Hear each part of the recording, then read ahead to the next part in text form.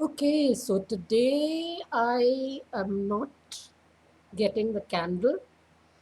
I'm trying all sorts of experiments with the lighting and wondering how it will turn out. And I don't seem to be getting very far with it. This electrician has been promising to come for the past 6 months, and half the time he's sitting in Germany. Well, of that another time. I've got this electrician who keeps traveling to Germany and having fun. It's not only Karan who lives in Germany, my electrician has also decided that Germany is a good place. So, anyway, no candle gazing today, but I've been experimenting with all the lights, the non existent lights in this room. And I'm just thankful the monsoon has sort of said goodbye, and at least I don't have to save my head from leaks.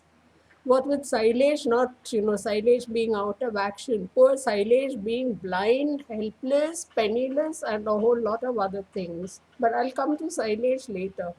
I mean, I'm not going to make this a speech of woe. And I have been trying all kinds of ghost looks because in the absence of this ghost look, I'm looking like something, the rat brought in from the KMC dumpster. That pretty green bin, sometimes non-existent, on that under that Saptaparni tree, which has passed away sadly, the one that grew before my eyes, and the one to which the Kap Panchayat here once tied up a so-called thief who wasn't the thief at all, while the neighbors stole all those cast iron banisters and sold them off. And then they found some hapless guy on the road and they decided to frame him. And they all said, "We caught the thief, we caught the thief." And they tied this poor guy to that Saptaparni tree. And that was a memory from the 90s. But anyway, I mean, enough of talking nonsense about the 90s. Yesterday there was some nonsense right here down the road. And what kind of nonsense was it? I was at my favorite medical shop trying to top up my medicines and of my medicines another time. No, I'm not that sickly, don't worry. I may look a bit like a ghost, but I'm far from turning into a ghost. So, anyway, I went to fill up the medicines and standing there at the counter waiting for people to get their bills done, my eye went out of the door and across the street. And right there is a nice sweet shop. And what do I see there?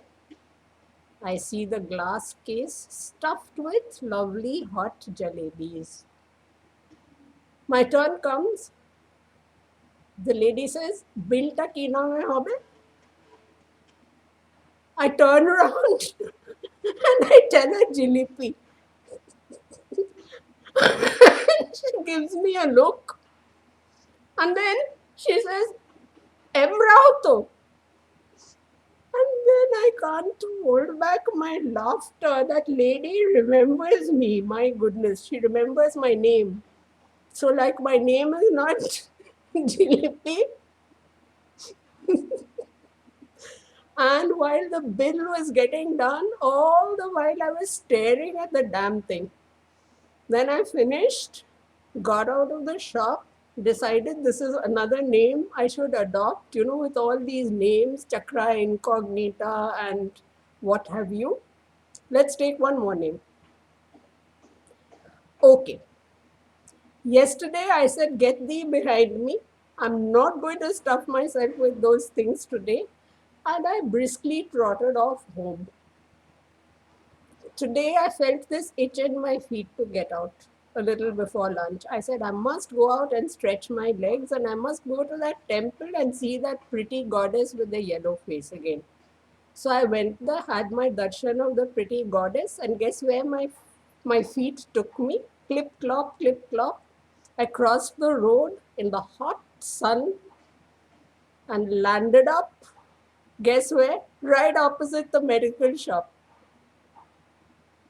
And that's what you see displayed in that post of mine on Facebook, which is buy yourself a hyacinth for your soul.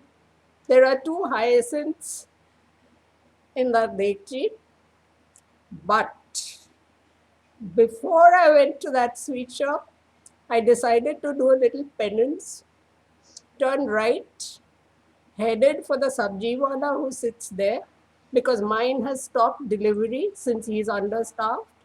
And I picked up that beautiful bottle gourd, some flat beans, some limes. I said, now I'm a good girl. Now I'm heading to the sweet shop. There I held in my, held back my temptation, and I said, only one. And I picked up just that one, and a nimki, and I headed back home feeling so chuffed. And I said, this is all it takes to get a person out of a bad mood. Junk food. And enough good food to make amends for it. Now, having finished this little speech, I'll have to head to the kitchen and carve up that beautiful bottle gourd and make a nice stew and make peace. But meanwhile, I'll give you the bit of wisdom that my grandmother would always give. She'd say, Eric, close your eyes and eat it. Say a prayer, offer it up to the universe, offer it up to the divine. It'll all turn into amrit in your stomach. So that is my little healing tip for all of you. Go buy a hyacinth. Buy yourself a hyacinth for your soul. Whatever you feel to be a hyacinth at that moment is your hyacinth. My hyacinth, like my mother's concept of a good life was balance. So I decided, let's balance this. And in one hand, I bear the goodies, and in another hand, I bear the goods of life, the essence, and I come home. Now, on a more serious note, I've been getting these requests from people. Okay, your next speech will be about this. And of course, I've decided that one of the speeches will be about various species of fish. So look out. Next time we have fun. Tomorrow it's going to be a very serious one. Today I decided this just has to be fun.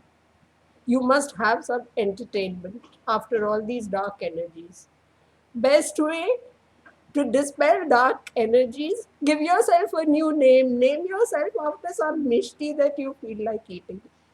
Okay, everyone. Bye for now. Bye. Take care. Take care.